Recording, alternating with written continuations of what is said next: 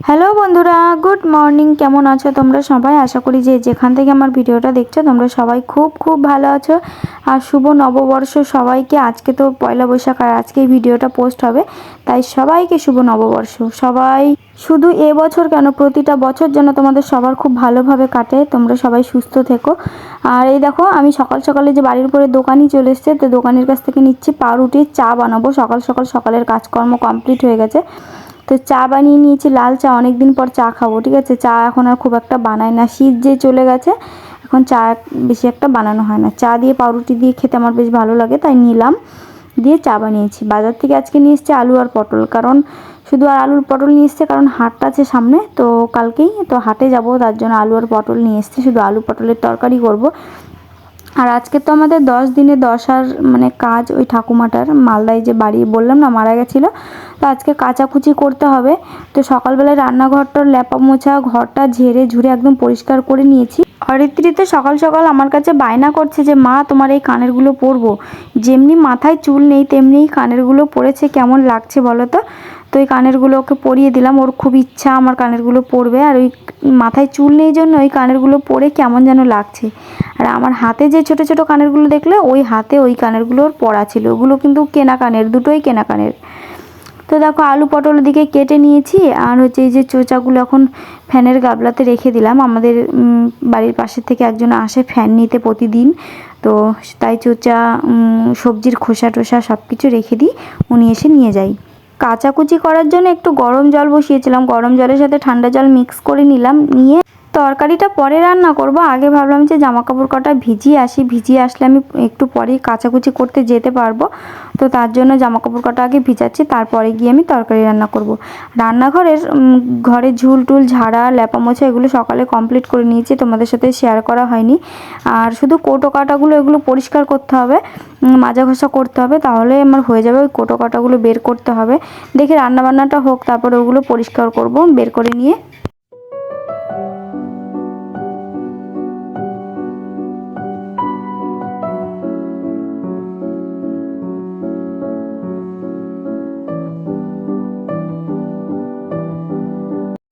তো আজকে আমাদের মনে হয় নিরামিষের দিন শেষ হয়ে যাবে, কারণ আজকে আমাদের 10 দিনে 10। আজকে তো নিরামিষ খাচ্ছি, কালকে ঠাকুমার শ্রাদ্ধ হবে। আর আমরা কেউ যেতে পারবো না, অনেক দূর, মানে মালদা, মানে ওই ঠাকুমাদের বাড়ি হচ্ছে তোমাদের মালদাতে, অত দূরে এখন যাওয়ার মতন পরিস্থিতিই নেই, আমরা তাই কেউই যাব না। তো এই যে আলু পটল দিয়ে নিরামিষ তরকারি রান্না করছি, আর কিছুই রান্না করব না। কি রান্না করব আমি ভাবছি। আজ কয়দিন ধরে নিরামিষ খেতে খেতে না, নিরামিষ রান্না করতেও না আর ইচ্ছা করে না। ওদিকে তরকারিতে জল দিয়ে আমি এই যে রান্নাঘরে এই যে যা আবর্জনীয় মানে জিনিসপত্র আছে, কোটো কাটা পুরনো, ওগুলো সব আমি যে নামিয়ে নিচ্ছি। এগুলো হচ্ছে এখন সার্ফ দিয়ে চলো মেজে নেবো। তরকারিটা ফুটতে ফুটতে এদিকে আমার এগুলো মাজা ঘষা কিন্তু কমপ্লিট হয়ে যাবে, তার জন্য এই যে আমি এখন নামিয়ে নিচ্ছি। আর আমার ছোট্ট রান্নাঘর না, মানে খুব মানে ঝামেলা হয়। গ্যাস আছে, উনুন আছে, এদিকে জ্বালানি তোলা আছে, হাঁড়ি কড়াই থাকে, মানে কি বলবো, ছোট্ট রান্নাঘরটা তো, মানে কি বলো তো, এক কথা আমি গুছিয়ে রাখতে পারি না, তার জন্য হয়তো রান্নাঘরটার এই পরিস্থিতি হয়। কি করব বলো, সবার তো সব যোগ্যতা থাকে না, আমি পারি না। যতটুকু সময় পাই ভিডিও এডিট, ভিডিও তোলা, যতটুকু পারি তোমাদের সাথে শেয়ার করি। এইসব করতে করতে আমার দিন কেটে যায়। দুটো বাচ্চা আছে, সংসারের কাজকর্ম, রান্নাবান্না, এইসব করতে আমার দিন চলে যায়। তারপর আবার মাঝে মধ্যে তোমরা তো দেখো শর্ট ভিডিও করি, তো ওইগুলো করতে হয়। তো এদিকে মানুষের কথায় কাজ করিও না, আবার বসেও থাকি না, তোমরা তো দেখতেই পাও। এখন মানুষে কে কী বললো না বললো এইসব জিনিসগুলো আমি কানে নেওয়া বন্ধ করে দিয়েছি, কানে নিই না। এখান দিয়ে ঢুকিয়ে এখান দিয়ে বের করে দিই, আমার নিজের ইচ্ছা মতন নিজের মর্জি মতন আমি চলি। এখন আমি এটা মনে করি কে কী ভাবলো, কে কী দেখলো, কে কী শুনলো, এগুলো মনে না করে মানে নিজে ভালো থাকার চেষ্টা করি। আর এগুলো যত মনে করব না, তত নিজের মনে মনে বিষিয়ে যাব, তত ভালো থাকবো না, মনের মধ্যে সবসময় অশান্তি বয়ে যাবে। তাই এসবগুলো এখন সব বাদ দিয়ে দিয়েছি। আর তোমরাও বাদ দিয়ে দাও, মানে কে কী বললো, কে কী ভাবলো, এগুলো সব ভেবো না, কেউ কানে নিও না, তাহলে দেখবে নিজে ভালো থাকবে। নিজে ভালো তো জগৎ ভালো। তো এদিকে জামা কাপড়গুলো তো ভিজিয়ে এসছি দেখেছো, আর এদিকে তরকারিটা হতে হতে আমার এই যে কোটো কাটাগুলো সব মেজে টেজে একদম সার্ফ দিয়ে পুরো পরিষ্কার করে নিলাম। যেগুলোর ভেতরে হলুদ মশলাপাতি রয়েছে সেগুলোর ভেতরে মাজলাম না, ওগুলো আবার কোথায় ঢেলে রাখবো, শুধু ওপরটাই মেজে নিলাম। তো ওইদিকে আমার তো তরকারি এখনও হচ্ছে, আর এদিকে দেখছি জালনা দিয়ে দেখছি আমার বাবু ওই যে ঠাম্মি দাদুর সাথে ওখানে খেতে বসেছে। খাবে তো না একা হাতে, ওনাদের সাথে এমনি খেতে বসেছে, মানে শখ করে হয়তো।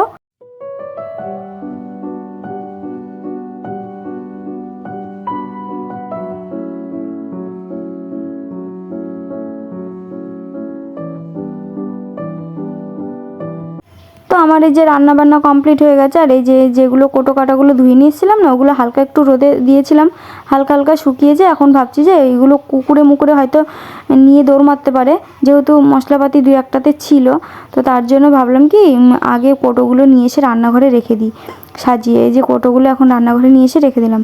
আমার এই রান্নাঘরটা কিভাবে কোন দিকে সাজাবো একটু কমেন্ট করে জানাবে তো তোমরা, ঠিক আছে?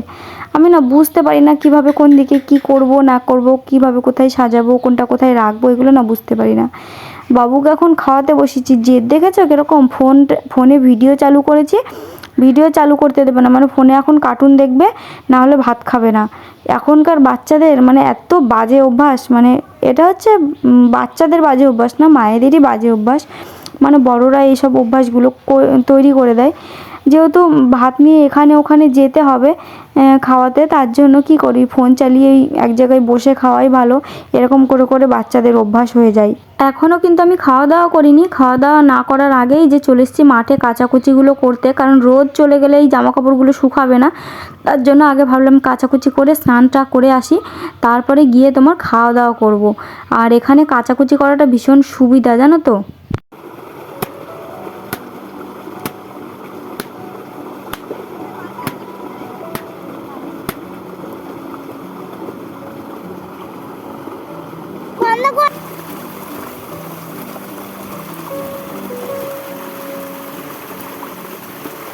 এখানে কাচাকুচি করাটা এর জন্যই সুবিধা, এখানে কাচাকুচি করার জায়গাটা কত সুন্দর দেখো, এখানে রেখে আমি কাচাকুচি করতে পারবো। তারপরে হচ্ছে বিশাল জোরে জোরে জল পড়ে, দেখতে পাচ্ছ কত জোরে জল পড়ছে। আমাকে তো বাড়িতে মোটর আছে কিন্তু তবুও বাড়িতে কাচলাম না, কারণ মোটরের থেকে এখানে আরও বেশি স্পিডে জল বেরোয়। আমাদের এখানে গ্রামের মানুষরা কিন্তু কাচাকুচি একটু বেশি করলে পারে, তারা কিন্তু এই মাঠে এসে কাচা ধোয়াগুলো করে, তাহলে খুব ভালো হয়। আবার কোনো দিন দেখি মাঠেও সব জামা কাপড় মেলে দেয় আর কি। আমি আর মাঠে মেলে দেবো না, কারণ আমাকে আবার নিতে আসতে হবে, আমি বাড়িতেই মেলে দিই।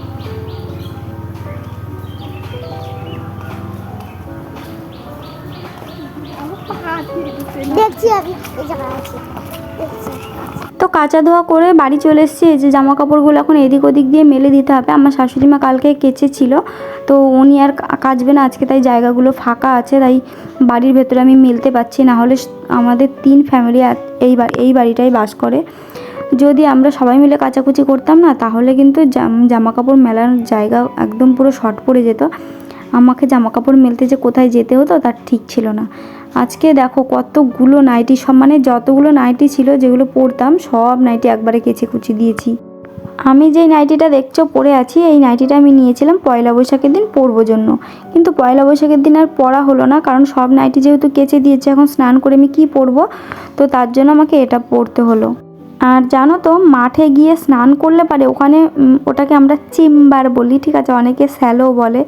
তো ওখানে গিয়ে যদি স্নান করি, ওখানে খুব জোরে জোরে ঠান্ডা জল পড়ে, তো ওই জলে যদি আমি স্নান করি, মানে আমার ঘুমটা খুব ভালো হয়। বাড়িতে স্নান করলে না অতটা ঘুম ভালো হয় না, মানে ওখানে গিয়ে ঠান্ডা জলে মানে যত খুশি তত জল ঢালি, একদম ঠান্ডা ঠান্ডা জল, ওই জলে যদি স্নান করি মানে সত্যি মনটা একদম পুরো ভালো হয়ে যায়, ফ্রেশ হয়ে যায়, আর ঘুম ধরে খুব, মানে বেশ ভালো লাগে।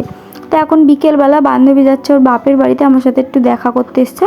তো যেত না ও, সামনেই তো আমাদের এখানে চড়ক হবে, ভীষণ আনন্দ হবে, মজা হবে, তো যেত না, কিন্তু ওকে যেতে হচ্ছে, কারণ ওর মেয়ের মানসিক আছে, ওর বাপের বাড়ি তো জামালপুরে, তো ওখানে মানসিক দেবে মেয়ের, তো তার জন্য ওখানে চলে যাচ্ছে। বাবুর এই যে স্নান টান করে এই যে এই খাবারটা এখন খাওয়াবো, এটা হচ্ছে চাল ডালের গুঁড়ো। বাবুকে স্নান করিয়ে দিয়েছি, আমি স্নান করে নিয়েছি। আজকে খুব একটু তাড়াতাড়ি স্নান করা হয়ে গেছে, তো দেখো ফ্রেশ ফ্রেশ লাগছে একদম। অরিত্রি দেখা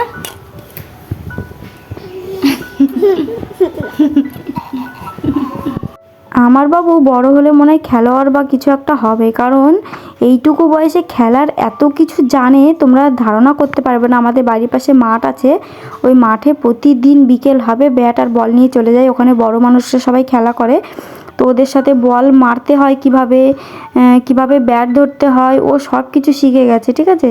মোটামুটি সব কিছুই জানে, কিভাবে যে ফিল্ডিং না কি বলে, ফিল্ডিং দাঁড়াতে হয় না কি যেন, যাই হোক বলে, আমি অত বুঝি না। তো ওরকমভাবে দাঁড়াবে, বল মারবে, মানে বল খেলতেও খুব ভালোবাসে, ছেলে না, তার জন্য। তো এসেছিলো 10 টাকা 20 টাকার হরেক মাল, ওখান থেকে ওই জগটা নিয়েছি, কেমন হয়েছে কমেন্ট করে জানাবে। তো দুপুরবেলা ভাবলাম যে সকালে তো শুধু আলু পটলের তরকারি রান্না করেছি, এখন ওটা দিয়ে আর খেতে ইচ্ছা করছে না, তাই ভাবলাম যে একটুখানি বেসন দিয়ে, পেঁয়াজ তো দেওয়া যাবে না, আজকে তো নিরামিষ খেতে হবে, আলু কুচি কুচি করে নিয়েছি, ওর মধ্যে লঙ্কার গুঁড়ো, তারপরে লবণ, হলুদ, একটু সামান্য চিনি, ওগুলো দিয়ে এখন হচ্ছে বড়া